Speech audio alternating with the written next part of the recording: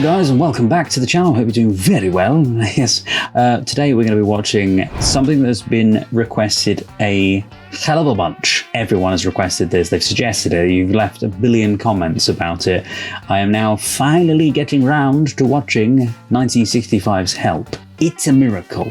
I do plan on watching the other films as well. I now have a copy of all of them. By the way, I hope my attire is okay today because, yeah, having seen the pictures of this film, it seems that they're always wearing a polo neck sweater more than a full suit. So that's the reason for the outfit. I know it's meant to be incredibly balmy, and I love that about the Beatles. Hello guys, Editing Marty here. Just wanted to make mention of this. Just uploaded the early access. It is not just copyright claimed, it's just completely blocked. So I'm going to have to do extensive re-edits to this, so apologies. Anyway, on to the video. Anyway guys, if you'd love to see the full uncut reaction to this, then you can do over on the Patreon page, or as a YouTube member as well. This is 1965's Help.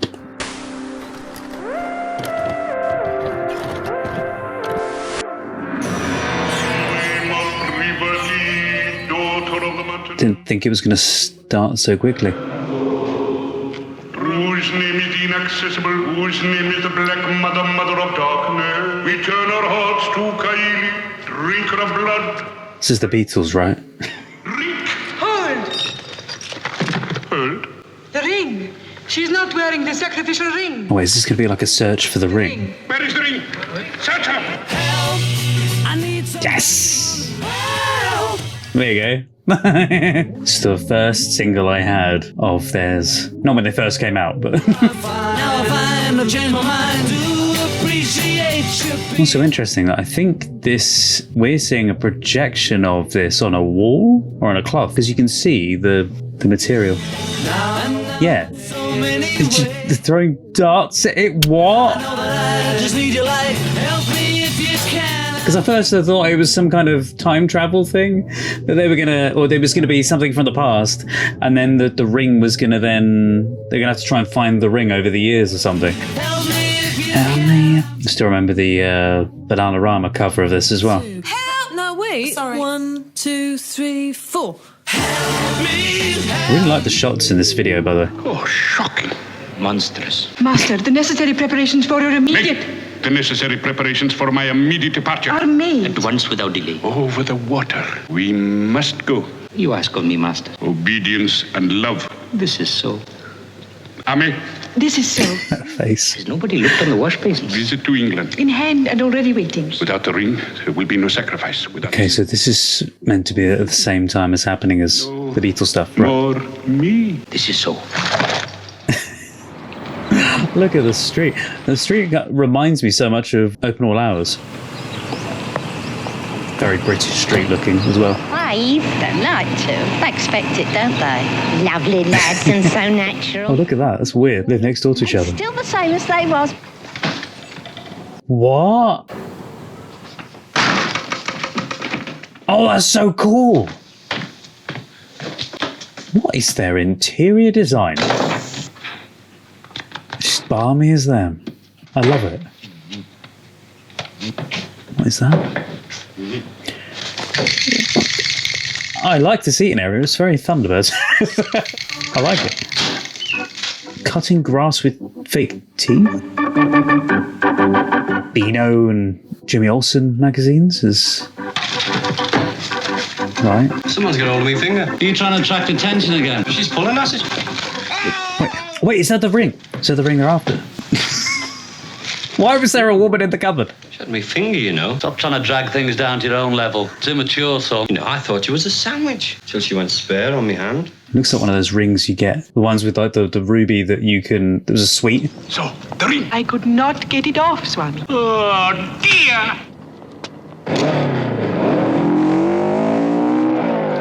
This is... You know when they made this film, were they on something? This is the voice of the Mr. Romps. Know that you can hear us. I'll be serious. Uh-oh. Like how would they have access through these windows? Wait, his feet are at the head end.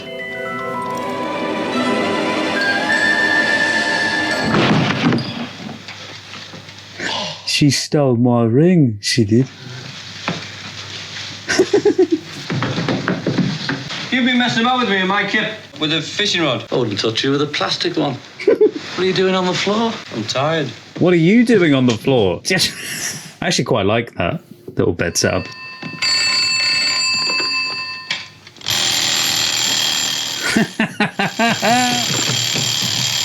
Morning routine, workouts. Beatle. Beatle.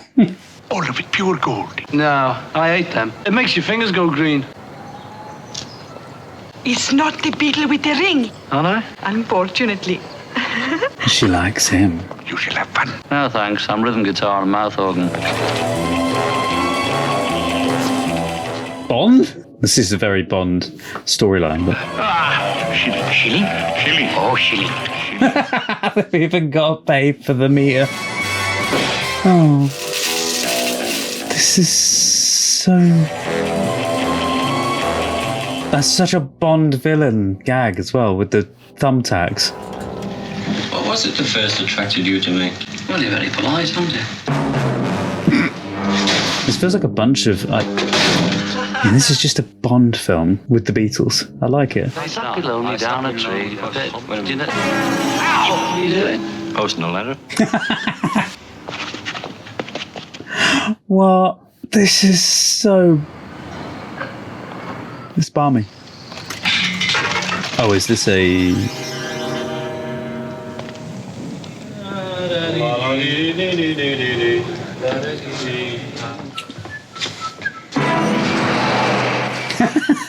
What?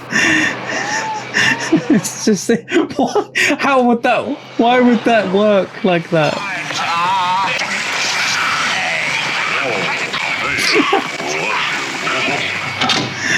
What the hell? I am not what I seem. No, you're crazy. My skin's soaked right through to the skin. There's more here than meets the eye. Ho, ho, ho, ho, ho. The skin's soaked right through to the skin. If you don't take her out tonight. This feels like the sort of film where you'd watch it multiple times just to get every single joke or thing that's said. If you don't treat her right, my friend, I like that shot. I will treat her right, and then And it's the metallic reflection. you're gonna lose. Yeah, this film is like an anthology of ideas. The way you treat her. The McCartney we just saw looked like an older McCartney. Going barmy myself. You're gonna lose that girl. I won't put it past them to age up and then do another take just to confuse us. Get her away from you. The way you This is feeling very jazz club now. I like it. Not the music, the lighting. Oh, I like that. Boys, are you buzzing? Oh, thanks. Got the car. No, listen. You buzz it. Buzzing. Oh, there's a buzz in the air. They're drilling under the kit to drop it. Whoop. I think that was a stunt double for Ringo. It was you buzzing, you naughty boy.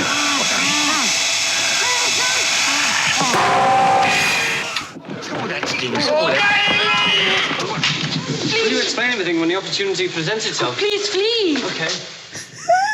This is so weird, but I love this. Yeah, it's like an anthology of weird ideas. Strung together. Pirate ship. Was that London, I think? I think that was Trafalgar Square's Nelson's column, is it? It's being thrown at youth. They see it everywhere in the bazaars. So it's just comedic. No one's noticing him just running across. Of course, I don't expect you to see eye to eye with me, but I'm sure we can agree to differ. What? Who? Where? Now, if you'll pardon me. And now they're in a Mr. Whippy, seeking enlightenment as Rings they approach the nearest Oriental. Played out any road, isn't it? You know, Rings. Very nice. It's yours. Nah, no good to me, mate. My missus won't wear a ring like that. Ostentatious, that is. He's from the West. Nah, East. Stepney. He's not Oriental at all. Does this ring mean anything to you? Freemason. Do you mean you're all English?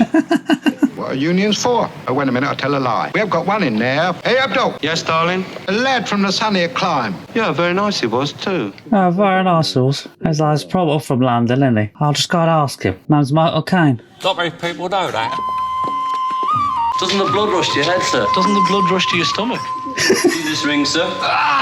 Kylie! I must lie down. Oh, that's better. This menu. Over-the-top exaggerations of all the different cultural things for some of these stuff. I just see the most amazing. Like the how many clowns can you get in a car sort of thing, and then they're all bundled out. Hey, did you? Was he now meant to be in that pot? Hey, there's a man down there off his head. Is he? Oh, could you pick this up for me, please? It's even the noise as well. You eating too, Paul? Don't mess with the sitar players. Just the guy behind was going to go and grab her to pull her away, and then realise, wait, I'll grab her a different way. Your friend is in mortal danger. I can say no more. Oh, it's rather a jolly place. There's 3 hours to live. Say no more. I can say no more. That's... Soup. Yes. That's a very fascinating ring, unless I'm very much mistaken. Is it? The dreaded sacred sacrificial ring of the dread Kaili. Please say no more. I would love if after all of this, it is just something you got out of a cornflake packet or something. If he's to be sacrificed before the dread Kaili, why is he not painted red? I haven't been able to pluck up the courage to ask him. Braz is my best friend, I will. What's this? Glasses. A victim is offered. All are happy to go. He who wins, privileged to wear the sacred ring. And at the end of the happy day, is slaughtered, jolly, with a knife. What? 3 hours to live Is that all? 5 o'clock. before a new victim is chosen. Lucky sir to be chosen. Put the clocks forward till 6. Half time has passed. What's this? A season ticket. What do you think it is? I like a lot of seasoning in my soup. Be finding that soup is a person. Somebody being in this soup. Quite literally. I got it from this Eastern bird in a fan letter. I get all sorts. Rubbish though, isn't it? Sacrifice. Send back the ring to this lady. There's footprints in here. Footprints. Here, cop hold of it. You have a go. So look a play on. Waiter, there's a fly on my soup. Next, the nearest ring specialist. Do you guys just enjoy me watching British films? This ring is not stone. I've only got 3 hours to live. Therefore, it must be metal. Julie, you're not getting anywhere, are you, Julie? Therefore, it must be an alloy. There's a certain amount of hurry up involved due to the fact that my life's in danger. 3:10. To humour. The wheel. Not the wheel. If that doesn't get it off. It's made of slate. I suggest you see a specialist. What kind of specialist has broken all your tools? The fire brigade once got my head out of some railings. I used to leave it there when I wasn't using it for school. You can see a lot of the world from railings.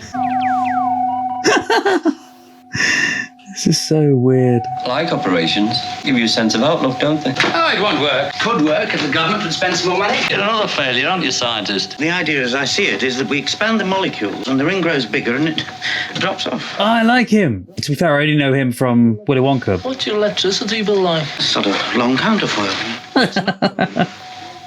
Voltage.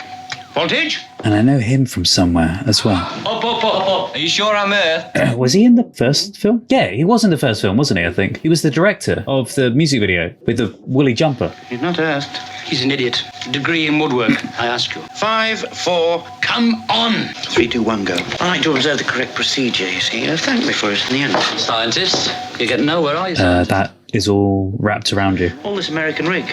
Wrong voltage. That's what Fox is made. How do you feel? I used to use my hands. His hands, will he still be able to drum it? Did you do a lot of it? Yeah, all the time. I'm no mean hand at the old sticksman stuff myself, you know. Up, up. Hey, he's calling you, up, up. Up, up, up, up, up, up, up, up. That's your bunker? A bunch of sandbags against the wall? It drops every other ring off other than that. Stop it. Oh, it's more than my job's worth to stop him when he's like this. He's out to rule the world, if he can get a government grant. What? Oh, because of it's powerful enough to unzip him. With a ring like that, I could rule the world. Get off his hand or I'll call the Metropolitan. I must have this ring. Hold! Get wood. Release him.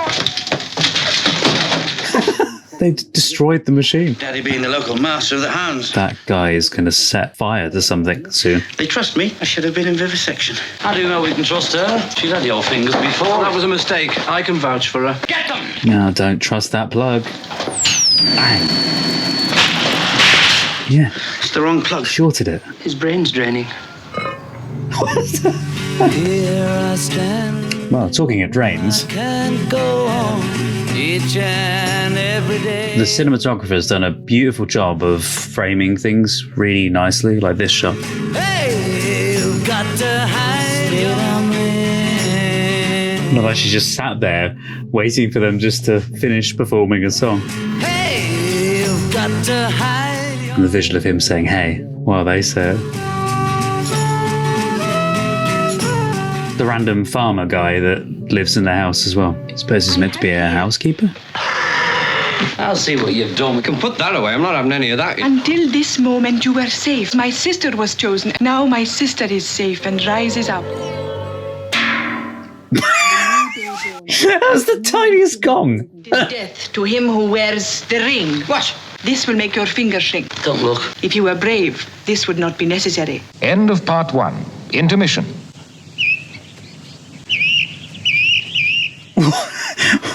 What is going on? Intermission. Part 2. This is like Monty Python, the brick fourth wall. You're up that temple again, aren't you? You're as bad as your sister coming home from work all hours of... End of part Up 2. jumped. Part 3. Later that evening. What? So weird and funny. Hey, there might be some insurance. I wouldn't think of such a thing. Find out who. This will just make his finger shrink a little. I'm allergic to penicillin and all them other wonder drugs. You sure it's not mainlining? As long as you don't swallow it. He's just casually also having a Wrigley's spearmint gum, you know. Synchronize your watches. Paint him red, then kill him. At least you can fit everyone in there instead of an ice cream truck. It wears off very quickly. Don't answer it. Perhaps it won't take, eh? Come on, me finger. Where's Paul gone? Come on, Paul, stop messing about. What? Why? Is he a baby? Because she said child. The exciting adventure of Paul on the floor. He's small, covering himself with the Wrigleys.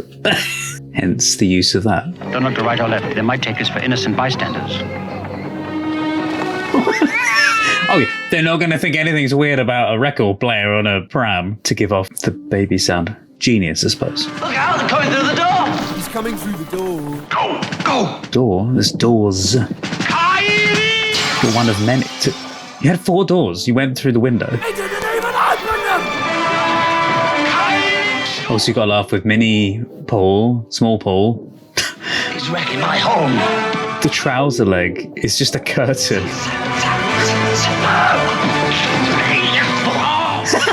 Wrong person.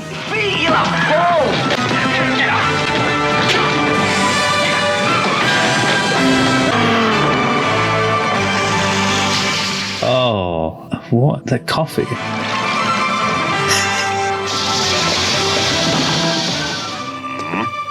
It's acting like a strong man. Painting you red is not going to do anything anyway. The face! Oh, that's the best face.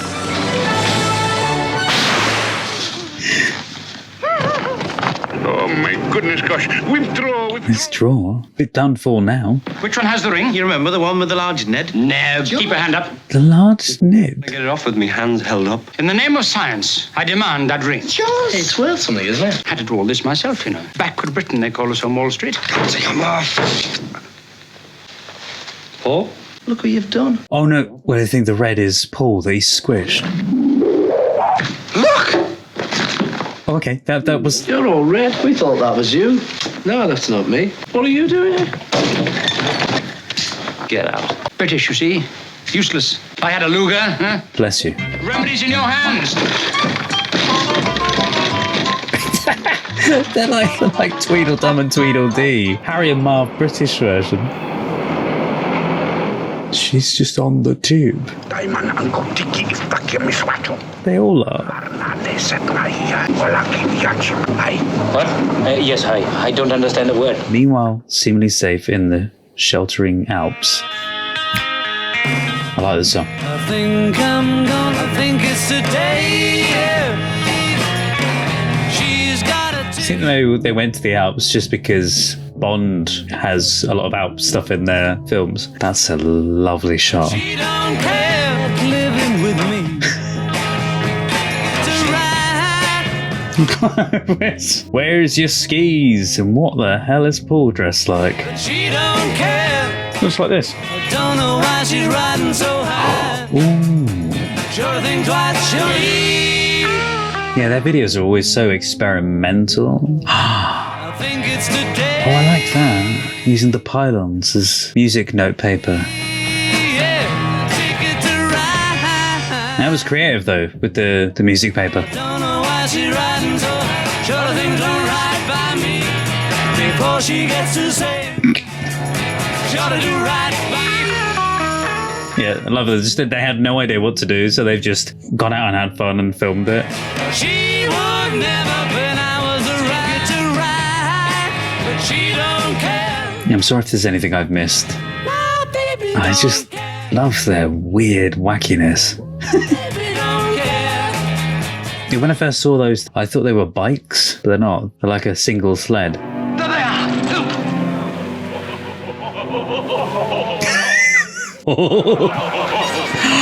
Oh no, wait, really? That's how they get you? The blood's rushing to my head. You should have trained from that other guy. Put me down. Thank you. Chow.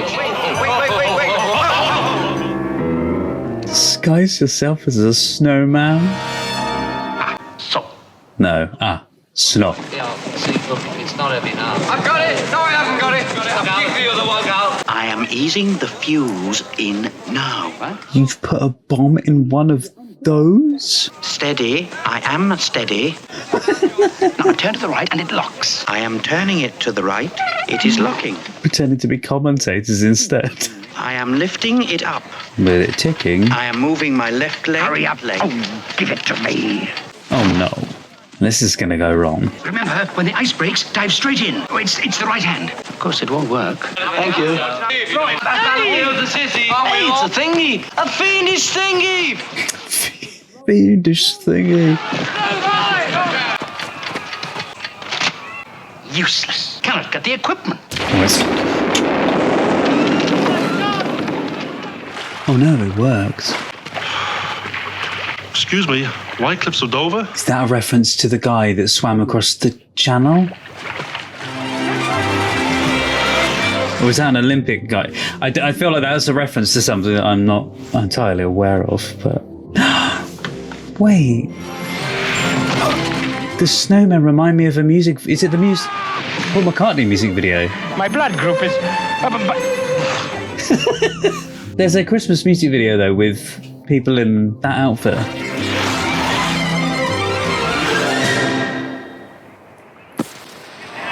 Masterfully done. And he's now won a competition.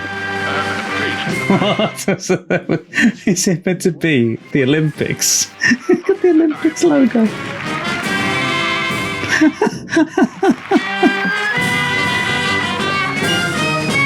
I thought it was funny.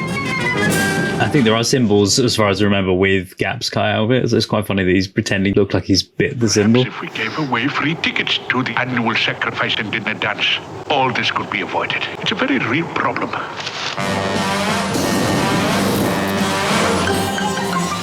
So random.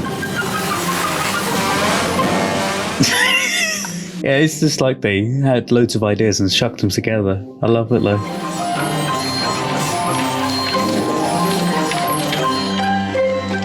London. Red? London. They have to paint me red before they chop me. It's a different religion from ours. Nice touch as well, when he said red. Cut to the Scotland Yard red. So this is the famous ring. I'm in fear of my life. This is the famous Beatles. And how long do you think you'll last? Great train robbery, eh? How's that going? You don't believe us, do you? Chief Superintendent? Bingo, please. Hold on. It's them. There's only me and Paul know we're here. I know we're here.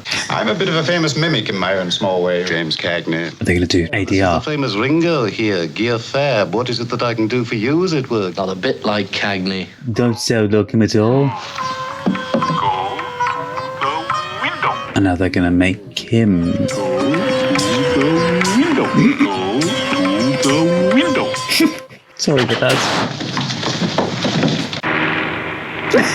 all of them crammed into the phone box. It's a strong case for arming the police. And not all masochists, you know. Yes, I believe you. Thousands wouldn't. Lifeline of the service. Dial 999. We need protection. You're at Scotland Yard. And you shall have it. Get me protection. There's so much to this. Time and never please come on back I like the impromptu recording studio in the middle of a field. in your eyes. Don't want my loving anymore. That's when Is that a real... It's probably like army practice or something. And they're just stuck in the middle of it, yeah. It's a good shot. without you, but when you told me, Oh, it's at Stonehenge! Oh, I've driven past there. that's when it hurt me. I've driven right past that road. Please remember that too. Just what you mean. I see they're really enjoying this filming.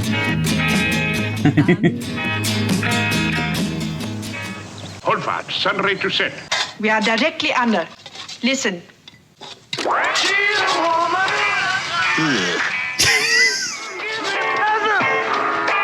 Well done. I will complete the task. Runner! Sahib! Take this hastily scribbled note. Hastily. Off.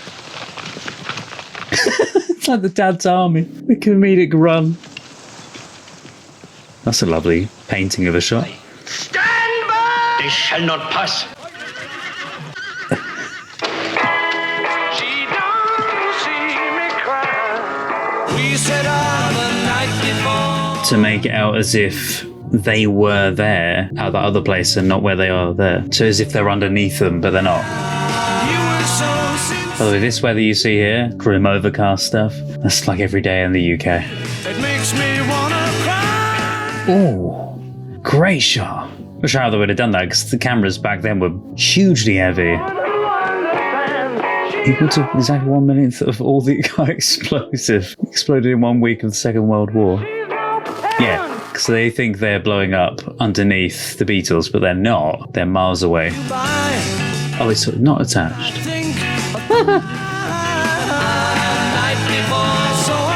This is why I love the Beatles. They experiment so much with their productions.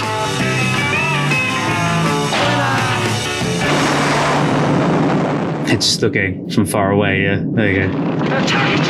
You were off. Just a bit.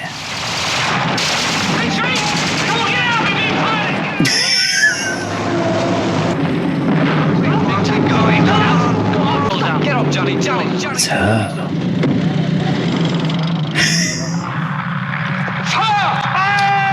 You're firing on a tank. That one works. It's the most heavily armed built thing. Steady on. Steady on. Loaded! You sure? It's probably backwards. It's going to go straight out the back. Missed, you naughty boy. Fire!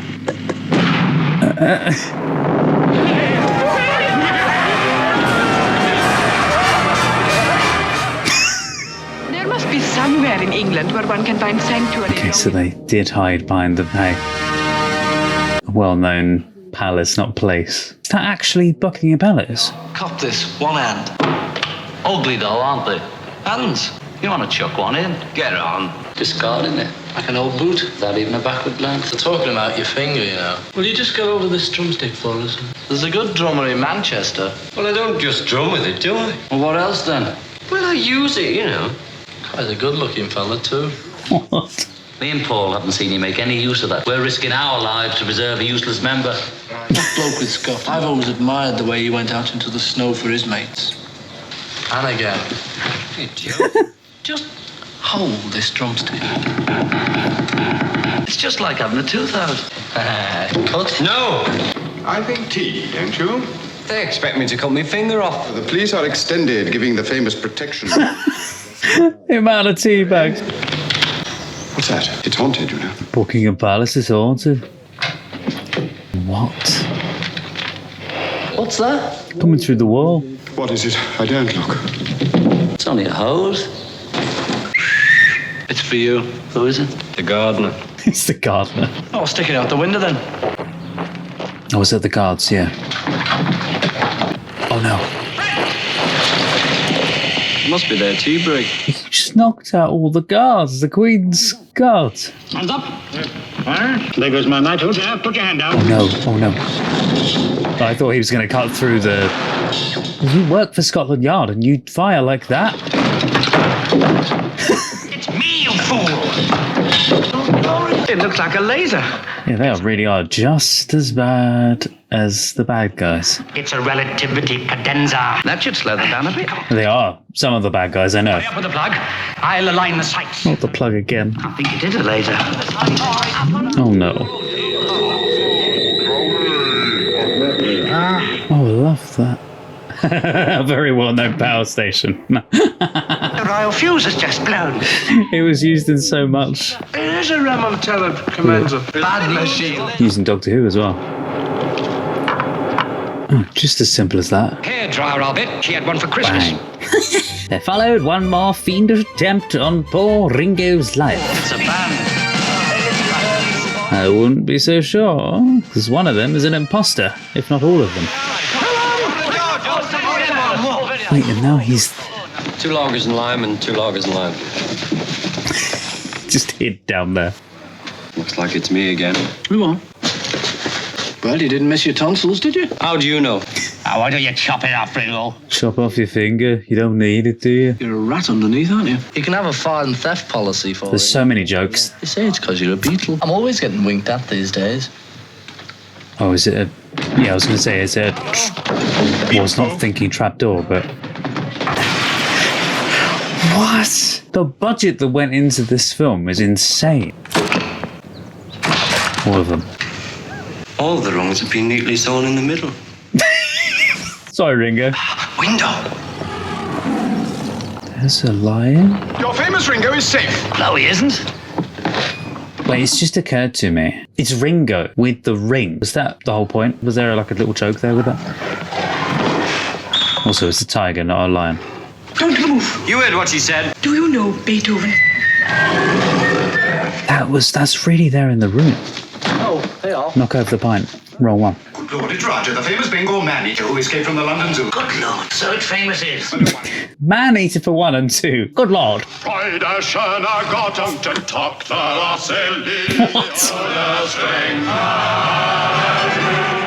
They're breaking the fourth wall. They're breaking the fourth wall, just looking into the camera. What? Of course, to what Burnley Tottenham Hotspurs. Was that Lennon? Yeah, Lennon looks like his older self there. Look at him, look. Beatles bent for Bahamas. Just put it round, we're going there. Just so everybody would think we were going there. Where are we going then? Never you mind. They look brilliant. So they found themselves in the Bahamas. Look at them with all... How many cameras do they have?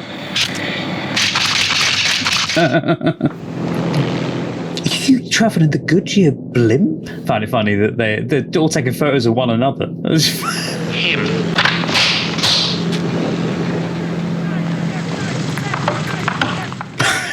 What? I've always thought that they reminded me, those paddles look like... Okay, that's funny. Yeah, visual comedy in this is superb. PC-17, PC-47, PC-85, PC-4. What? They're all the same.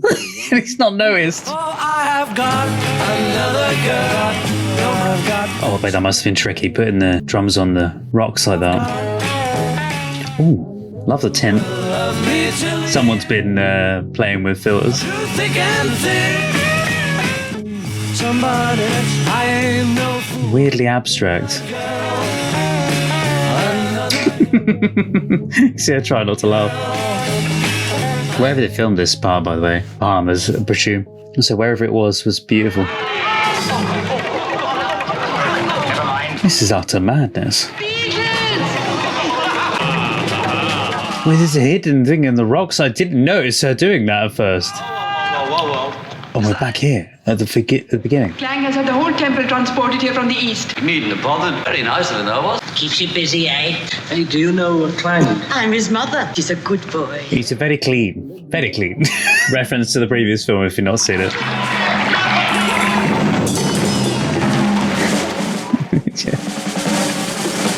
I like the way they've linked stuff. Let's go back and get him, eh? Man's got to do what he's got to do. Don't we? Feet. Oh. Feet. What? Red light.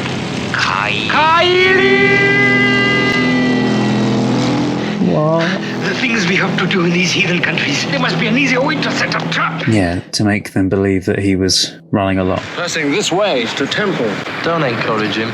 You've got the part, Paul. Dare we ask how you know? I saw those footprints. And this guidebook which points out places of local worship. Oh, of course. It would just point. The guidebook would just point straight to where they've got to go. Of course, they didn't notice the police. After them. Slowly. Just so they can continue the story. Not is it? It's on the map as being here. Was there ever a temple here, Sergeant? Never in a million years, sir. Underneath. Well-known place of retreat for a jaded courting couple. There was a little lizard or something climbing up the side. Trapdoor. Well, they did say it was a trap. Fiends. Well, don't tell me they're going to save them from them because they want them for themselves. Bumbling buffoons.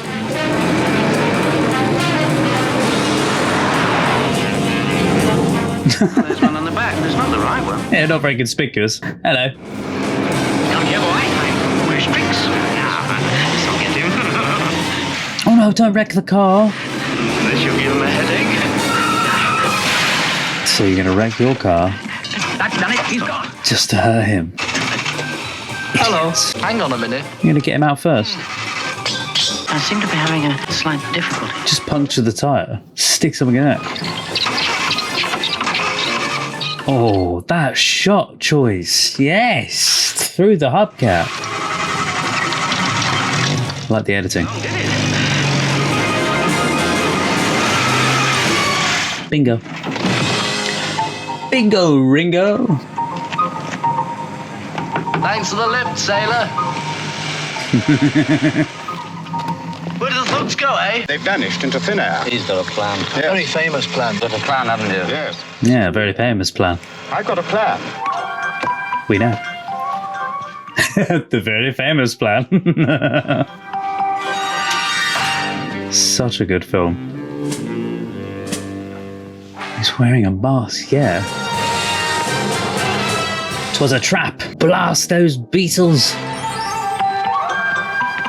Ah, tiger.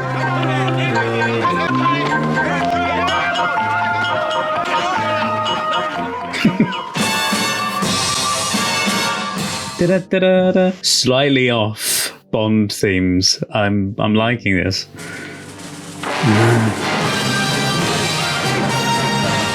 Oh, and the cinematic theme of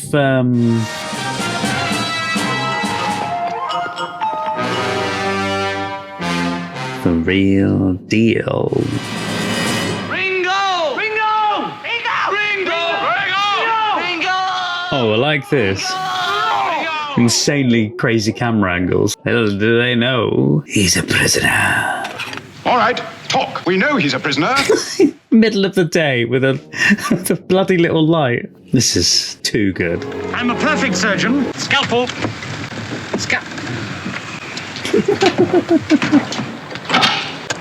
Sand in the generator. It gets everywhere. Is it any wonder I never get anything done? I'm a decent employer, but he takes advantage of me. It's the heat, you know. It makes him stroppy. Luckily. They kept pulling me nose. A man of all noses. Yeah, I wonder why. Distilled from the essence of certain orchids. Hands up! What's that? Not distilled from the essence of certain orchids, found only in certain deep bucking recesses of it. Funnily enough, yes. I mean my just reward now. Give it to me, Sir Tiberius Foot Juice. But the ring. The ring? Who needs the ring now when I have this? Do you know what this is, Algernon? Yes, a prop. The jewel set in the silver sea. What's it say? You're going on a long sea voyage. This. It's probably fake. No. Right. I can't swim! You can't. Now Now you tell her, once you're in the water. In the name of Privati, daughter of the mountains. You wait till me mates get you. I don't think so. Quite merciless. Mother Kaili. I'm going to miss a sacrifice. It's as he gets too close and falls down. Monty Python. Sorry, it was the running across the sand that got it. No, finally came off. This vessel, Jaundice blood, our offering. Get sacrificed. I don't subscribe to your religion. Great idea. Hey, how many fingers you got left? He who wears the ring. Has to die. Oh, and circle back to help. All that uneven sand, it must have been an absolute nightmare to film on there. This scene specifically, like them fighting in there, and the sand in the camera and the equipment. It's like they take it to the very edge. They make it seem almost like play acted at times, and weird random comedy things. I love it. He's got the ring. No, you idiot. What are you doing? And the guy coming back again. Yep. That way. Crazy. Respectfully dedicated to the memory of Elias Howe, 1846, invented the sewing machine, with the sewing machine at the end there. Oh, this is very Bond-esque style. Oh, I like that shot. Kind of Willy Wonka, funnily enough. Okay, that one's scary. Absurdly abstract. A bit like Alfred Hitchcock, to be fair.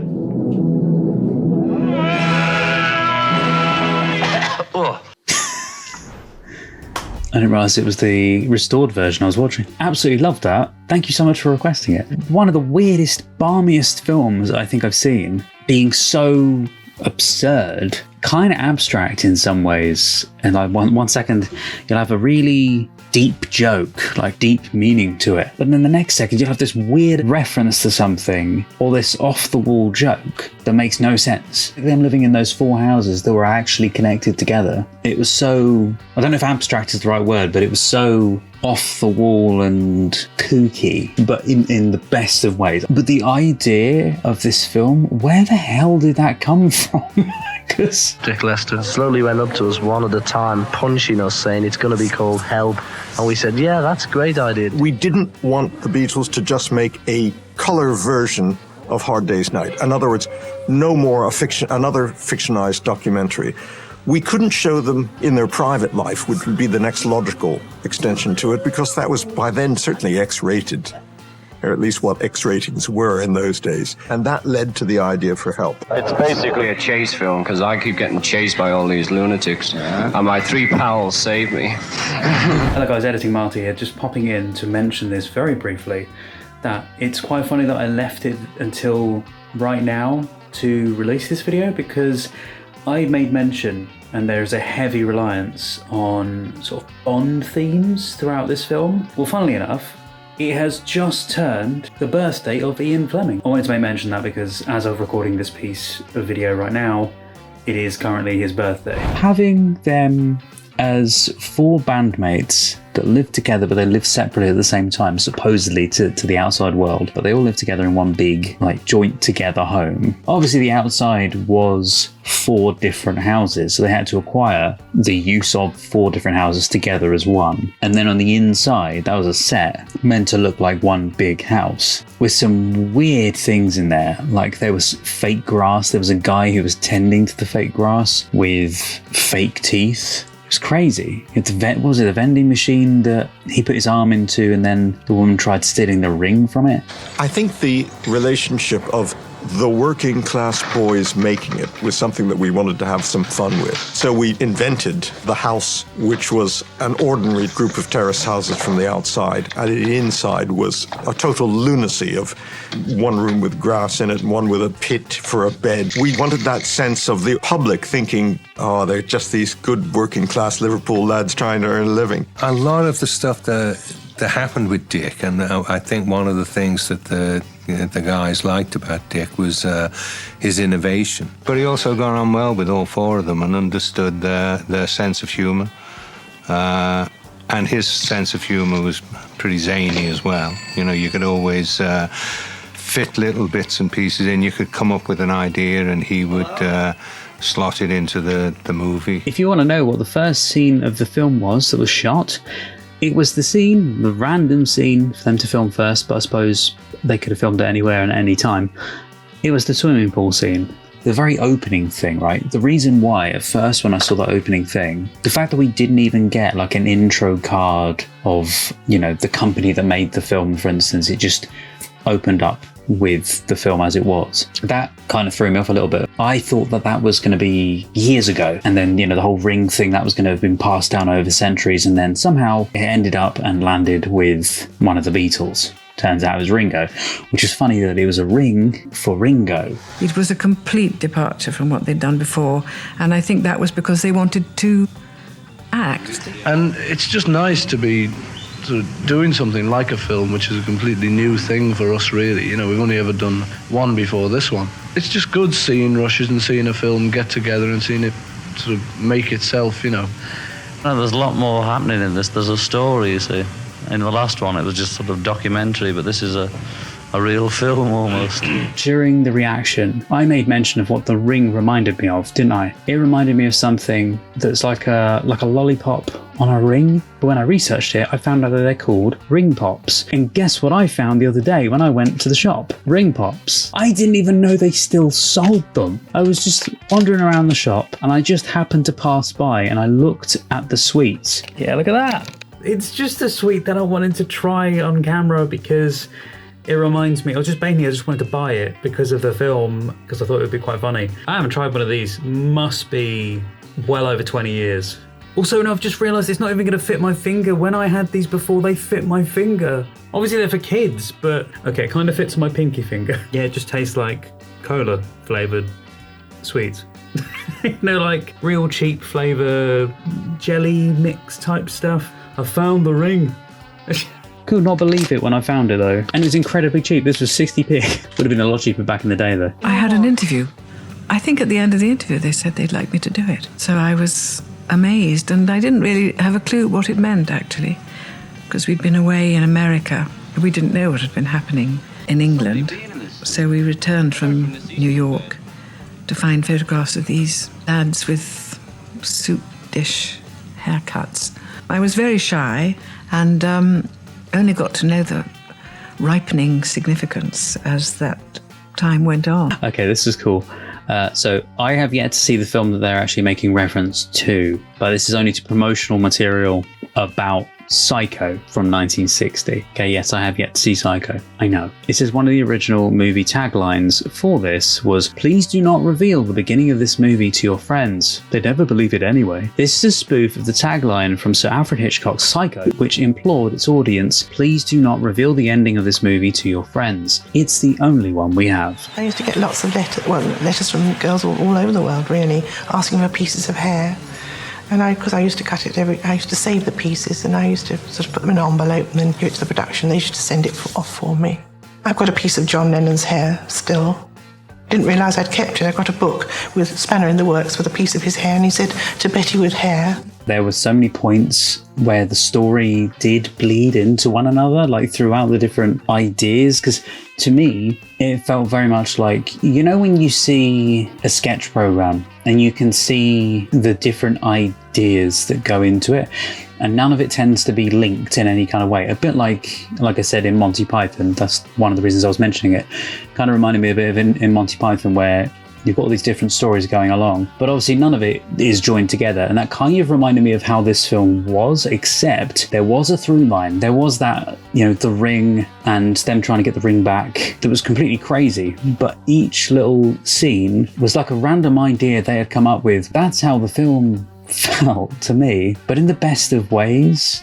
Genuinely, thank you so much for pushing me onto this film. Apparently, while the Beatles are attempting to solve Ringo Starr's ring problem at the jewellers, George Harrison can be seen quietly shoplifting various jewels and slipping them into his overcoat pockets. Almost hidden jokes in that. They weren't hidden, but they were very subtle jokes. And it was a wonderful play on words or nods to something. Like the thumbtacks falling out of the Harrods van. Obviously, that whole thing was just a funny bunch of things that was happening, but it was almost meant to be like in a Bond film where they've got these secret weapons hidden away. A lot of the time the track would only appear just the day before filming, and that explains a lot of things, because I'm sure Dick Lester, who could do things on the fly, and the Beatles, who would do things on the fly, became a lethal kind of combination of being creative without being literal. Some of the sequences were easier than others to do because by using Salisbury Plain, we were in a military area and there was nobody getting in the way. The army loved it. They had a great time.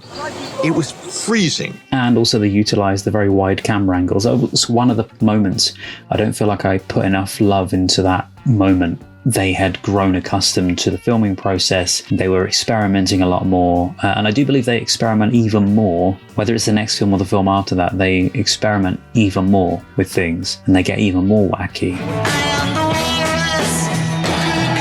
This one didn't feel like too much of a fever dream. It did from the weirdness, but it wasn't too out there. A part of me was thinking, oh, are they breaking the fourth wall for a specific reason? Is it meant to be a nod to something specific? I think it's just they were breaking the fourth wall. They were just having a bit of fun. You know, there are times in media where those things are called for just as a fun little element. Before we had even finished the script, there came from on high, which is in essence was from Brian, saying it's really, really, really important that we shoot in the Bahamas. And we thought, oh, okay. So we wrote Bahama scenes. Those were the days when if you went on an aeroplane, you dressed up for it. And people were never so sensible as they are now, when people go in jeans and you'd wear things to make yourself look interesting. And I was terribly worried, not that I didn't have a clue what to wear.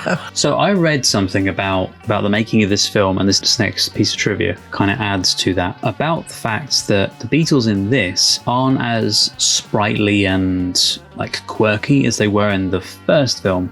They are, for me personally, I think they're very funny in this one, but they're also slightly mellow and like laid back a little bit as well. They're not as energetic as they were in the first film, but apparently it's because they were high, basically. The whole film had a kind of mad quality to it, and I think that was helped undoubtedly by the fact that, and I never really alluded to this until now when I think it doesn't matter at all, but that an awful lot of pot smoking was being done. It came at a very, if you like, relaxed time in their lives, where there was a lot of laughter and a lot of merriment, and things didn't seem to matter too much. Certainly they had a good time, and I hope that was allowed to come out in the film. But yeah, they were so high, I'm going to say instead, they were so high on the day that they shot the scene where Dr. Foot and Algernon tried to blow them up in the Austrian Alps, that when George Harrison screamed his line, "It's a fiendish thingy!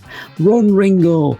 both Ringo and Paul ran over the next hill. Because he's talking about the curling stone. George thought he was having to be on the back of that vehicle when it smashed into the tree, because it was their first encounter, this film, with action. That particular thing we did about quite a few times, didn't we? There's a moment in the Ticket to Ride sequence where the Beatles are skiing in the Austrian Alps and appear to ski right underneath the musical notation for the song itself on the telephone wires or whatever it is. Yeah, and it's meant to look like, is it music notation paper? Is that what it's called? It was genius that they had them in there with musical notes on the wires to make it look like it was musical notation. But apparently there was a different reason why they added it, not just like an artistic reason or something quirky to add to the film. First cut, we finally changed no more than 3 shots. The only thing I added was we had some telegraph wires which were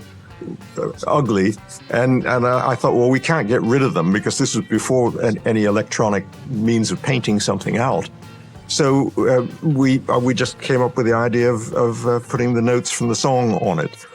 And I think that there were 2 other suggestions, but other than that, the film just fell into place. So I just presumed that they'd done it because it was a quirky thing on camera.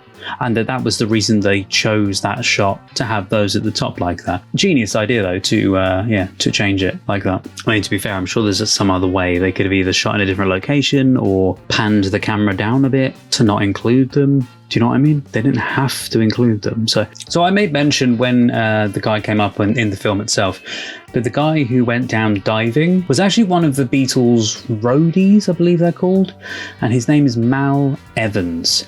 It says here that he was road manager. I'll provide the articles down below in the source links. So apparently Mal Evans became one of the Beatles roadies in 1963. And then we had Mel, who was their road manager.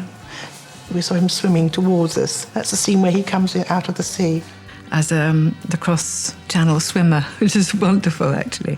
A barracuda or stingray was behind him, and we were yelling him to come quickly as possible, because in the clear sea you could see this black fish behind him. Maybe this isn't the bit in the film, but he says, so just thinking that they weren't ready for the scene, I swam leisurely to shore. I mean, in the film, it does seem like he's swimming quite leisurely, so that's why I was thinking it was that.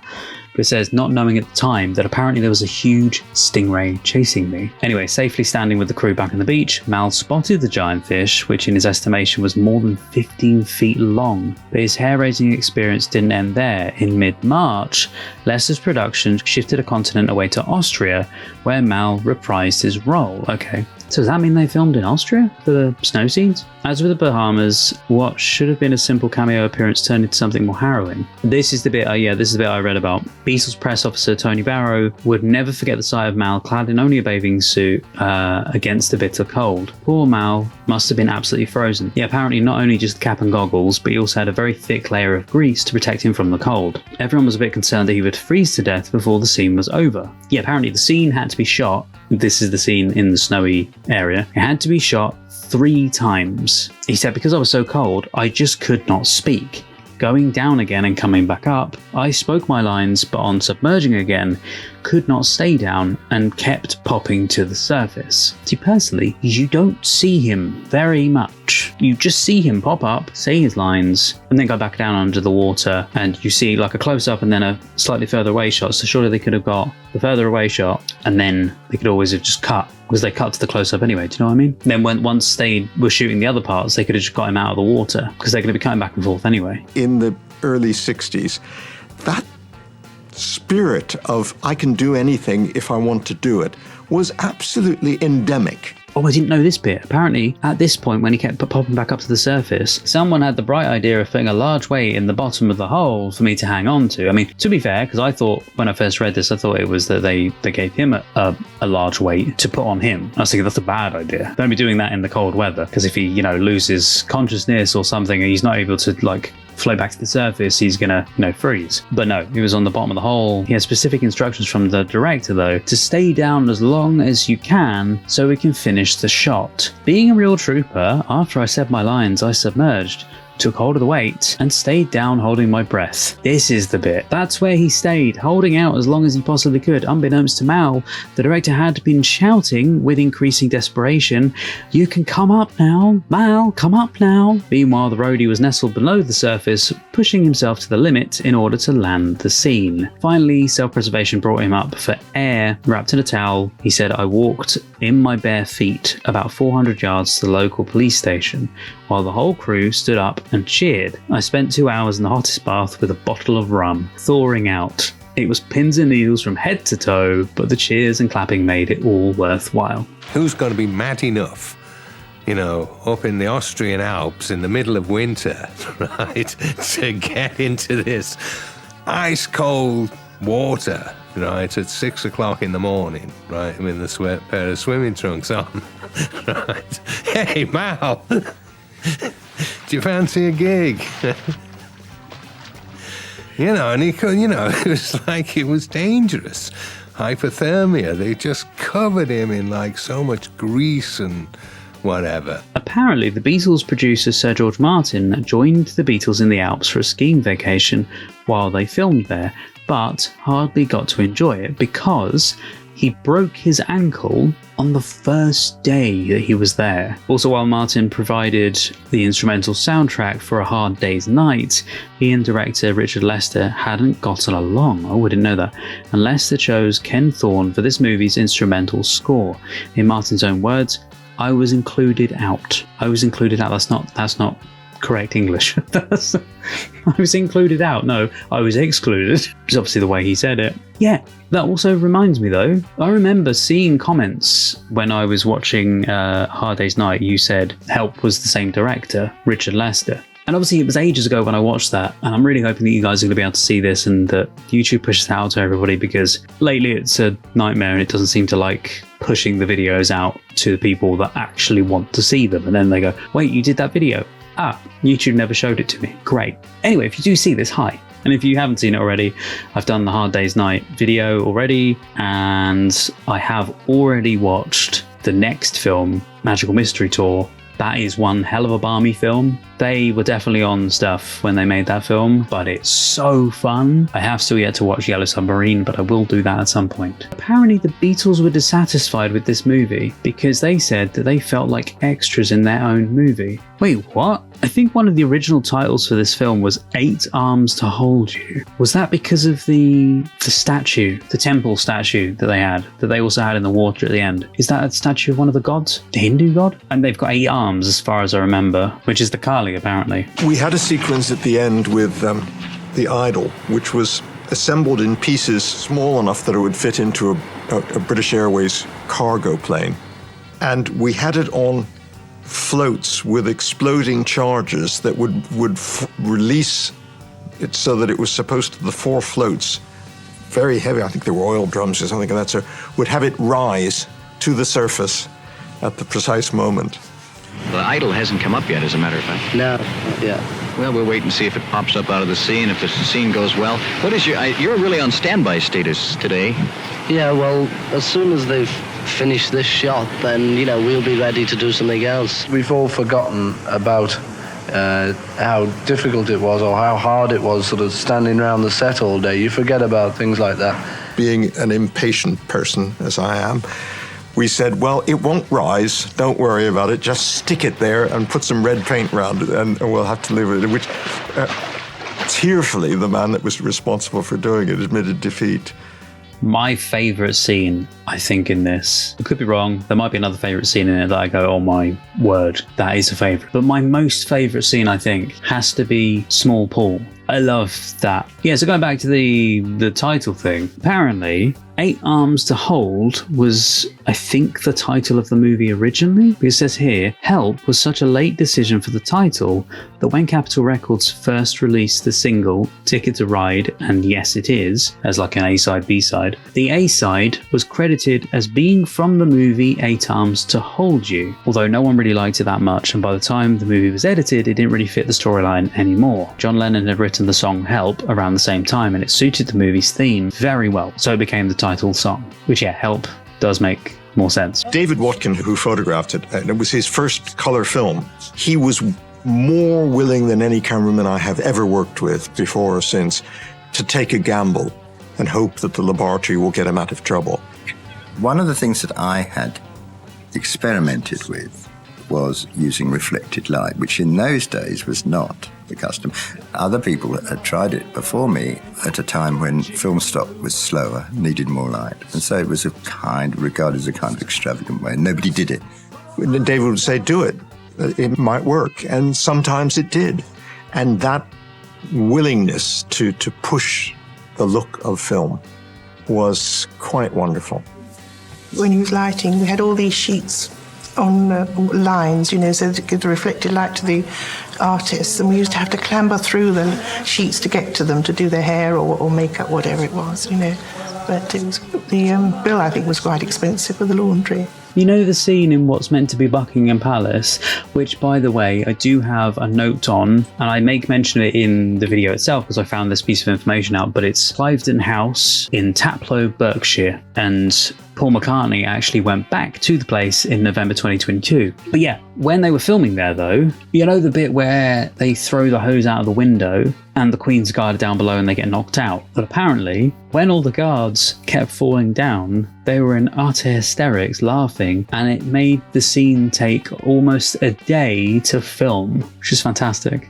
And I can remember standing in the marble hall of this place with a double staircase coming down and the entire unit standing there, and this old Lord Astor comes tottering down this staircase, and John's looking up and he said, well, he said, I must say, it's a fair pad you've got here, Lord Asthma. At the back of the gardens, there's a miniature form of long water, like the long water at Versailles, that with a carp pond, if you like, but a very long, extended bit. And somebody, for some reason or other, suggested having a race around it. And of course, the Beatles, being younger and fitter than anyone else, won it. And the prize was a bottle of champagne, of the noble Lord Champagne. They said, no thanks, we'd rather have a sniff from his oxygen bottles. How funny is this, right? I made mention of Bond, and I made mention of Casino Royale from the 60s. Apparently, Peter Sellers was asked to be in this film. You know, I may mention that there were some big names I like the people, and one of them is Peter Sellers. He turned down a role to be in this film with the Beatles because he said he didn't want to play second fiddle to the Beatles. Quite a lot of time in post-production, and we took 2 frames of every shot in the film and put them up on a light box and played around with color filters until we chose which filter, and we were putting a 10% cyan over this and over that, and we did it for every shot in the film. Now, nowadays, of course, it's all processed on deluxe film, but the original prints were absolutely stunning. Okay, that's interesting. Apparently the Beatles were originally going to make a Western movie. That's different to this. The story was going to be set in Texas and involved the 4 of them fighting over the affections of the cattle baron's daughter. There are even publicity photos showing them on horseback and wearing cowboy outfits. Yeah, apparently the movie shut down production though, and the Beatles ended up making this movie instead. By the way, the film did end up getting made in 1969, starring Richard Widmark and Topol. The scene in the film where they go to the restaurant, they were showing the band, and the band then gets dragged off the stage, and the sitar player is there and gets dragged off stage. George Harrison was introduced to the sitar through that scene. Yeah, so apparently the interior kitchen and dining room scenes were filmed on a purpose-built set at Twickenham Studios. Yeah, George Harrison said in a Billboard interview from December 1992, we were waiting to shoot the scene in the restaurant when the guy gets thrown in the soup, and there were a few Indian musicians playing in the background. I remember picking up the sitar and trying to hold it and thinking, this is a funny sound. It was an incidental thing, but somewhere down the line I began to hear Ravi Shankar's name. The 3rd time I heard it, I thought, this is an odd coincidence. And then I talked with David Crosby of The Byrds and he mentioned the name. I went and bought a Ravi record. Ravi, I'm so sorry if I get the name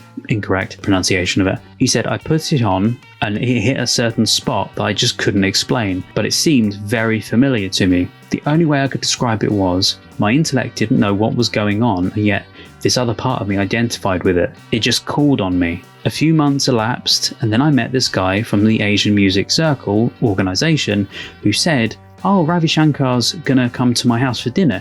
Do you want to come too? And yeah, I believe that was when George Harrison was introduced to the sitar for the first time, which I believe then he used the sound of the sitar in the future music. This is what I said. Remember I said that John Lennon looks like his older self? It's because of the glasses. His famous circular glasses that he always wore in his later years. Or he always seemed to wear them anyway. It says here, it's a popular belief that the first time John appeared in public wearing his trademark glasses was in How I Won the War from 1967, but this is not true. John can be seen wearing his granny glasses, that's what they call it here, during the scene in which the Beatles are in disguise at the airport. Yes, they all look so much older. If, as John did, we put him in national health glasses, they became almost unobtainable in England within a couple of months of the film appearing. Wow, I did not know this. So I'm an editor in my spare time, but also I edit these videos. So that's my main thing. So I always try and shout out the editor. And in fact, I don't even think I did it in this video. I just realized. Before I tell you the editor's name, due to the time constraints, this movie was edited whilst it was being shot. You gotta bear in mind that computers nowadays make it so much easier to just edit on the set. You've got your laptop out and you can just edit. Whereas back then, it'd be a lot more difficult. You'd have to have like a whole, editing truck to be able to do this kind of thing, I presume. Film editor John Victor Smith. The second assistant editor was Chris Kelly. Day by day, director Richard Lester would shoot the movie, and by night he would then edit any scenes that had been completed that day. That's crazy. How? I'm going to look and see if there was an actual editor credited though, because I do want to make mention of them. We took all the material back, handed it to John Victor Smith, who was the editor, and said, you look at it fresh and put it together in whichever way you want. Oh, in the pub scene, Paul McCartney says, Well, you didn't miss your tonsils, did you? Well, apparently Ringo underwent a tonsillectomy 2 weeks prior to filming this. Fun little fact. We were filming in a bowl where there were 3 or 4 resort hotels. We were all staying in one of the larger ones, and it had a sort of beer cellar, which had a resident 3-piece band. And my assistant director, a man called Clive Reed, had a birthday. The band played for a while, and then we turfed them off and said, that's fine, goodbye. And Paul got onto drums, and I went onto the piano, and John and George took turns. And it just started, and I hadn't played for some time, and I certainly didn't have their encyclopedic knowledge of all the Buddy Holly songs and that period of rock and roll. But I would sort of stumble along as best I can, pretending that they were 12-bar blues, and I would just sort of thump away and hope nobody would hear. But it just kept going, and I think we played till about 3 a.m, at which point we all sort of drunkenly went to bed, and I woke up and my sheets were covered in blood because I hadn't played for so long, but all the tips of my fingers had cracked from the effort, and I was sort of bleeding all over it. But it was one of those great times, and I remember Neil Aspinall saying to me not too long ago, he said, do you realize you're probably one of the only musicians in the world that's actually played a full set with the Beatles? So during the filming of the bicycle scene, a Hindu devotee, Swami, approached all 4 Beatles with copies of a book about reincarnation, sparking the interest in Hinduism in George Harrison, which would then carry out for the rest of his life. Apparently none of them were, from the piece of information that I read, none of them were interested in the book, but it sparked some kind of interest in George Harrison. And yeah, it stuck with him for the rest of his life then. Throughout filming, Sir Paul McCartney drove director Richard Lester to distraction by constantly playing the melody of a new song he was working on called Scrambled Eggs. By the time filming had wrapped, Scrambled Eggs had acquired new lyrics and a new title, Yesterday, Scrambled Egg. Lester said that at the store Asprey's in Bond Street, when they're trying to get the ring taken off, apparently John Lennon spent £8,000 during a 2-minute break. It was a very difficult, challenging project. It was hard. There was a lot of work.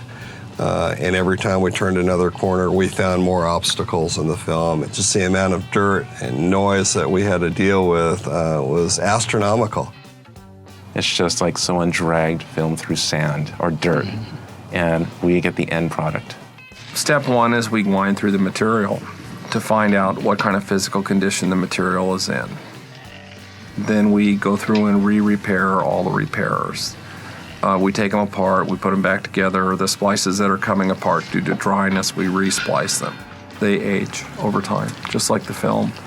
The tape gets old, it gets slippery because we have to use tape sometimes to repair the edges.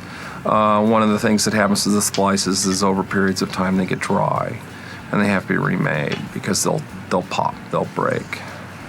So we basically make the show so that it will go through our equipment without exploding. Here we go. So this contradicts the whole editing note that I found. So maybe it was that, Richard Lester did do some of the editing for it, but this says, apparently for the ski shot in the Austrian Alps, Richard Lester was told by the Beatles that they had never skied before. Lester handed them skis and told them, what better time to learn?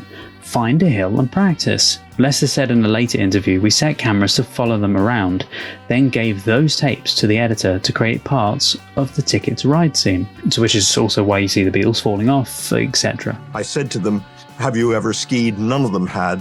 I said, well, don't try it until we get the cameras out. We put 3 cameras on them, and I said, now learn how to ski. There's a hill, do it.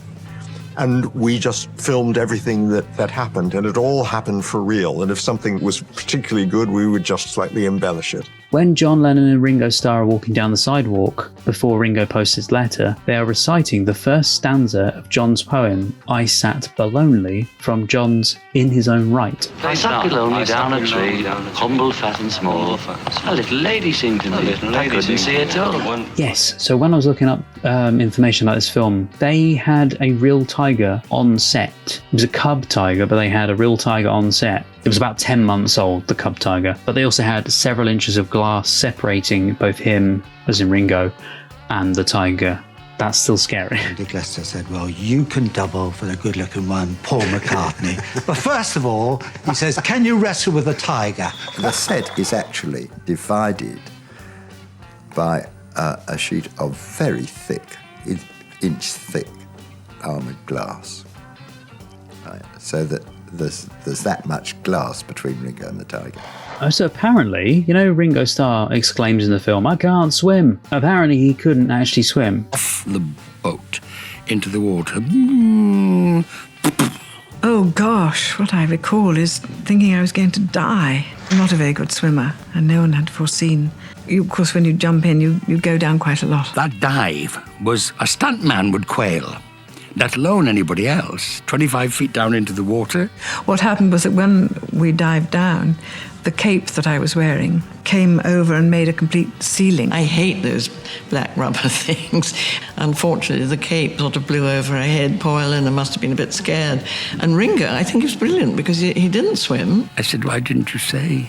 He said, well, when the director shouts action, you have to do it, While filming in the Bahamas, the Beatles rented sports cars for each of them to drive.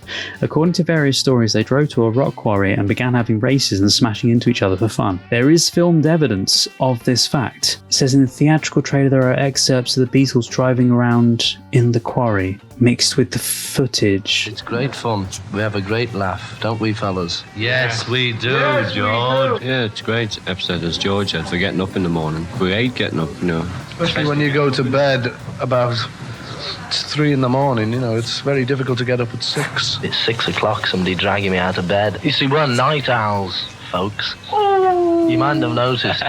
Wait, did this film introduce curling to you guys, for those of you that are in America? Because apparently this film is credited with introducing many Americans to the sport of curling. Apparently some reviewers as well as audience members thought it was just another fantasy element made up for the film. No, curling has been going for many, many years. Yeah, curling has been a legitimate Olympic sport since the 1920s, Yeah, I knew of curling, but I don't think I've done it myself. Step 2 is to Cheryl.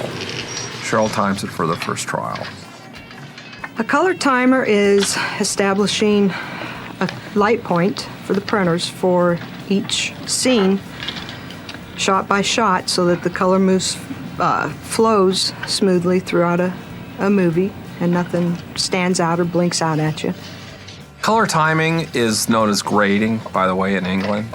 Actually, grading is a better term than timing because you're grading the color shot for shot. Any original negative is shot with several different cameras at several different locations at several times of day, developed at several times, several different times, several different exposures. So timing is a laboratory function in all motion pictures where you balance in photochemical printing the colors of each shot so that they match and they flow as a single unit. I load my corrections into the tape, which loads it into the printer and gives the light points to the printer. What this does where it says printer control system, is it takes Cheryl's timings using an old antiquated tape system, and it applies Cheryl's timings shot for shot to the material that we're manufacturing. And the lamp house is here. And these are called valves. And what these do is open and close and regulate the amount of red, green, and blue light that reflects Cheryl's timings upstairs into the film, which is shot up through here and into the head. There. This is a wet gate panel printer, contact panel printer, that we use to print help on in various stages of the process. What this machine does is it duplicates exactly the original negative material to modern day film stocks. And it's come in very handy for us, especially in a show like Help, which is 40 years old. Over the years, it can collect quite a bit of surface defects and blemishes, and this machine will actually remove them while they're printing it. When light hits a film, like when you see it on a screen and you see scratches, what the light does is it hits the film, and when the light sees a scratch, it bends it. And so that causes a scratch. So what this does is it fills with liquid, which fills in the scratches, and it allows the light to go straight through the film, thereby eliminating the scratch or the surface defects on the material. Because you're taking some huge image where it's completely spread out, and you're taking it and you're compacting it into an image that's that big. There were many references in this to the James Bond franchise. Well, United Artists, who distributed this film, also distributed those films as well. Yeah, I was right. You know, earlier in the film, John Lennon takes a book from the shelf and kisses it and then sits down to read it. And I said, is that actually John Lennon on the cover of that? It is. That's his own book, A Spaniard in the Works. I sort of half read the title and I was trying to read it, and it looked like it was said A Spaniard in the Works, but I wasn't entirely sure. That according to this piece of trivia, the part where it mentions about John Lennon and his book, it says Paul McCartney also has a selection of Superman comics atop the organ. See, I don't remember seeing the Superman comics in there. The other comic that I saw on the organ of Paul's in that scene was Jimmy Olsen. Yes, which is Superman's friend. From that HD master, we then brought that up into our DRS environment where I'm sitting now, and we really started the painstaking work, the frame to frame to frame cleanup of everything that should not have been in there from years and years of being on film and celluloid and the problems that, we inherited. At the beginning of every morning or at the end of every day, we'd go to each other and go, hey, how far did you get? Todd, how many minutes did you get? He goes, or minutes. Yeah, exactly. Yeah, minutes. I got through 20 seconds. We decided that it was full restoration, 90-minute project, that we would split it up in half. And I don't think we did heads or tails or anything, but I did the first half and Kevin did the second half. I think one of the things we had to decide on was what was introduced after the film was made and what was intended to be shown to the audience. And after we got past that, we were able to basically attack all the dirt and leave the dirt that was intended to be there, or the scratches that the director wanted. The main title, Richard Lester, the director, it's black and white, and the rest of the movie is color. And it's intended to be kind of like surveillance footage of the Beatles. So it's supposed to have some dirt, maybe some scratches.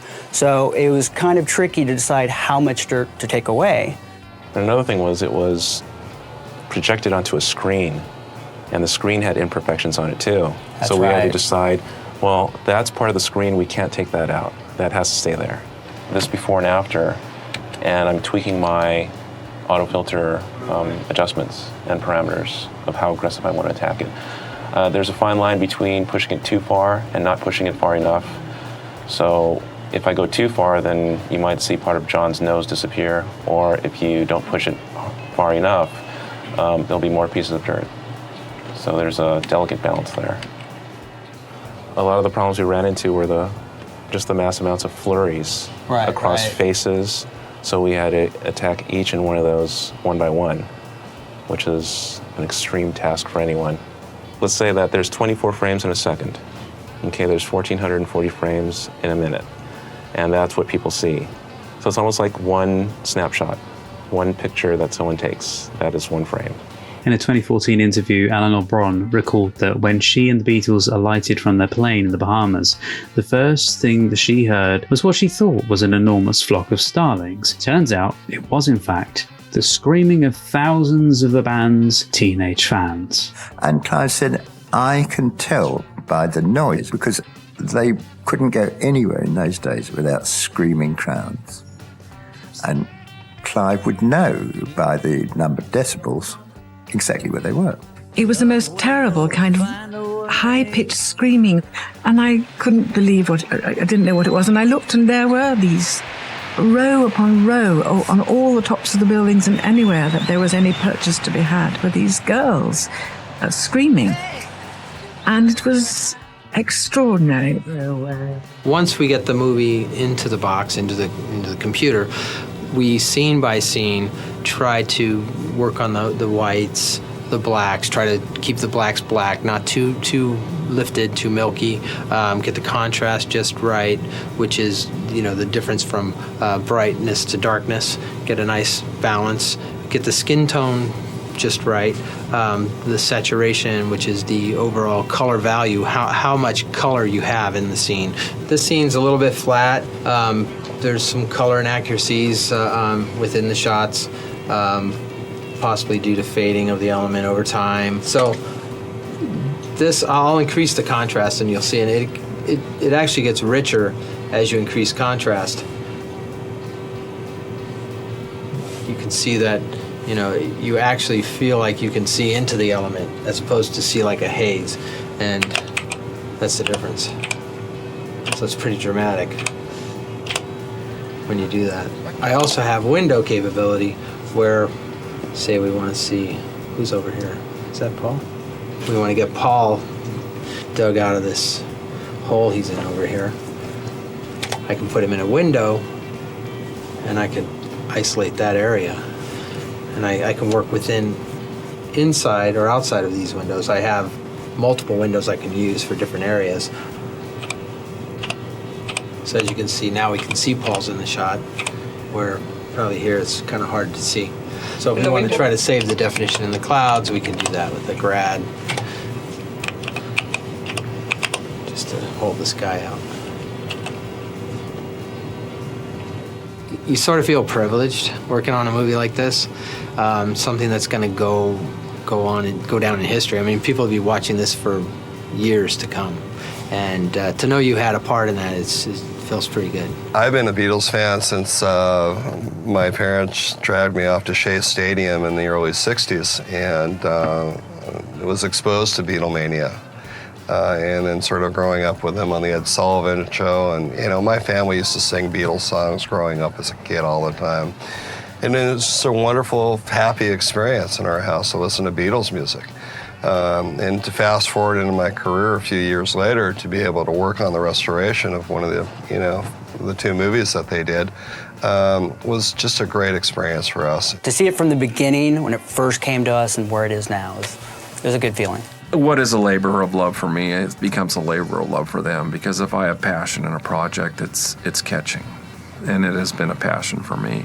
During Another Girl, the sequence for that, I said that it wasn't Ringo on the drums. Yeah, there's said to be a trade-off of the instrumental roles, containing John Lennon switching to Ringo Starr's drum kit, George picking up Paul McCartney's Hofner bass, see, I didn't notice any of the others, and Ringo Starr awkwardly trying to strum John Lennon's Gibson guitar. While it is purely for comedic effect, this odd reversal of roles did actually take place during the recording of the sessions of the Help album. For the track I Need You, which precedes Another Girl on the LP, the instrumentation was documented to contain Ringo playing percussion by thumping the back of John's Gibson like a bongo drum, and John taking over drum duties, albeit sticking mostly to hitting the snare drum. This odd lineup was confirmed in the 2006 book Recording the Beatles, the Studio Equipment and Techniques Used to Create Their Classic Albums by Kevin Ryan and Brian Cahoon. So there you go. We had a sequence, they go into a drama coach's studio. I got a call from my agent to go and see Richard Lester about a movie. And when I got there to the studios at Twickenham and the Beatles were there, I was just so excited, I couldn't believe it. By the time I got home, my agent had rung my mother and said, oh, Wendy's got the part in the movie and they'll be biking over call sheets and scripts and all that sort of thing. So very exciting time because you're just sort of setting out in the business, you know, and it was one of the first jobs you've ever had. It was brilliant. One of the people that I've admired and watched over the years was Frankie Howerd. And I thought that he and the boys would get on and they both liked each other's work. My role in this epic was to play a drama student at the Sam Ahab Drama School, which, of course, Sam Ahab is Bahamas spelled backwards. My character was called Lady Macbeth, and supposed to be rehearsing my role in whatever it was Sam Ahab was going to produce. And then they just all sort of appeared. And then, of course, the baddies turn up, and they're trying to get this ring off Ringo's hand and decide that the only way to get the ring is to cut his hand off, which is it's all good family entertainment, this. And anyway, there's a throwing of an axe and it sticks into a mirror. And John takes the axe out of the wall and he goes across to Lady Macbeth and with full apologies to the bard, he says, "Is this a chopper you see before you?" Frankie, like a lot of comedians, was actually quite a serious man. And his timing was absolutely perfect. And of course, to the boys, I didn't know what timing was. We started to film the sequence, and it was painfully obvious right from the beginning that their two styles of working didn't gel, that Frankie was nervous with them, and they were nervous with Frankie. More the former than the latter. It was all just fun all the time, you know. As I say, it was all impromptu. You know, they used to sort of have a bit of a script to say, but then they'd all alter it all and just laugh or, you know, do it all their way, really. I think the thing is with Richard Lester, I think he realised he just had to go with the flow because I don't think you could have controlled those boys at all. I would have hated to have been the director because you don't want to shout at them or cause any unpleasantness, but I think probably you need a lion's whip or something to keep them in line. I would not say that the Beatles were extraordinarily adept at remembering the lines. There were times where I would have to say their lines to them and they would say them back. And Frankie Howerd couldn't deal with that and was in fact very rude to them. The whole thing seemed so disjointed and you wondered how on earth any of this would cut together and be a part of any movie. And the sequence just painfully didn't fly, it didn't come off. Unfortunately, I wasn't told that my scene had been cut and it was the premiere and everything, and I couldn't understand why I hadn't been invited. And that's when I found out then that the scene had been cut. I mean, absolutely mortified. It was such a cruel thing to do to a young girl. I think, you know, to look back at those pictures and everything, it was, I'm so pleased that they were sent to me because it did bring back memories of a happy few days. It was smashing. Anyway, guys, that is all the trivia for this film. I hope you really enjoyed the video. A lot of work has gone into making this because not only have I edited this within an inch of its life on the original cut, but I then have had to go back through, extensively re-edit. I hope you've really enjoyed this. He's choking, help us! Oh, God! Oh, God! He's choking here! Help is on the way, dear! Help is on the way! If you did watch until this very point, thank you so much. I very much appreciate it. It means the world, and I really hope that you've enjoyed all the trivia and the reaction itself and just all the fun that we've had along the way. But also, if you'd like to, feel free to comment below. Not just your comment. If you'd like to leave a comment, you don't have to, but I'd like to give you guys a secret phrase so that you can leave it in the comments below. It's our way of saying thank you to each other. So it's my way of saying thank you to you for watching it till this very point of the video and just watching it in general. And it's also your way of saying thank you to me for the video itself. The secret phrase for this video is a fiendish thingy. So yeah, that's the secret phrase for today. A fiendish thingy. Because that's what George says about the curling stone in the film. A fiendish thingy! I just thought a fiendish thingy was quite funny. Don't forget, if you do like this kind of thing, consider clicking the like button and subscribing. And if you do want to see the full uncut reaction to this, you can do. You can see it over on the Patreon page or as a YouTube member as well, alongside my reaction, as in my uncut reaction to A Hard Day's Night, and also to the Magical Mystery Tour. And at some point in the future, if not right now, at the moment it's not available, but at some point in the future, Yellow Submarine might be available as well. Anyway guys, thank you so much for watching. Take care, stay safe, and hopefully I get to see you guys next time. Bye-bye. The Magical Mystery Tour.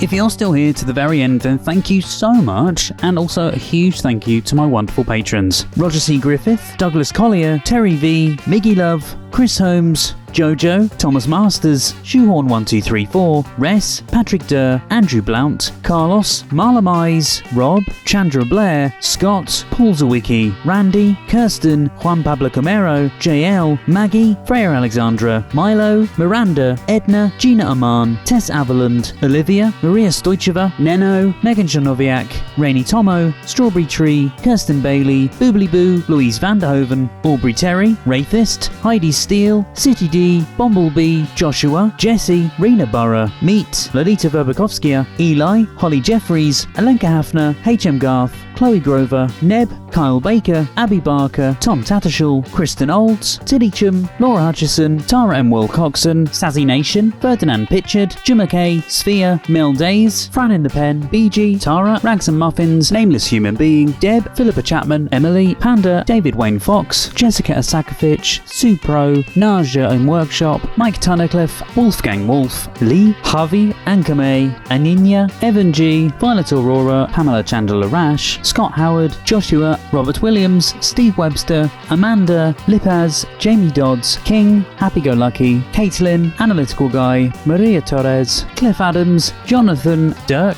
Annie Bonds, Crystal Appleby, Scorpius, Monica Murphy, Sebastian St-Ange, Varga, Leslie McKittrick, Nick Stark, Number 1 Carez, Jen, Biff McKeldin, Birgit, Stephanie Collins, Emily, Ken Duncan, Max, Helena Klitsch, Amy Quattlebar, Ry Levi, Wayne DeFries, JJ, Mikhail Augustine Reed, Malcolm Hope, Lee Hallam, Bill Waite, Charlie Elkin, Mika Least, Jeffrey Welton, Alida Scope, George, Ingrid, Stephanie Sexton, Jude, Bera, Robinio GD, Catherine Ellis, Vincent Pare, Sammy Fan, Eric Jansen, David K, Stephen, Edcat, MB8, Border Collie Lover 223, Caitlin, Juiced, The Gallifreyan Rebel, James, Johnny115, Tim, Paul Hess, Frank Tex, Marie Clark, Robin, Matt Quinn, Offer Rock, Bruce Heckerman, Joe, Victoria Helm, James Melton, Beatrice Soiler, Siegfried, Clara Grolowy, Lana Gorgeous, David Stafford, Rebecca K. McDowell, Ashley Stanley, Sophia, Fabian, Paul Byrne, Bear, Nadia, Chris Thompson, Erin Milieu, Kate Wheeler, Janet Rose Ashley, Alex, Tyler, Just a Little Tired, Shud Bruxelles, David Holton, Lisa Lovett, and Liviu Oana. If you'd like to see more videos, there's some more on the screen right now. Thank you so much for watching guys, and see you next time.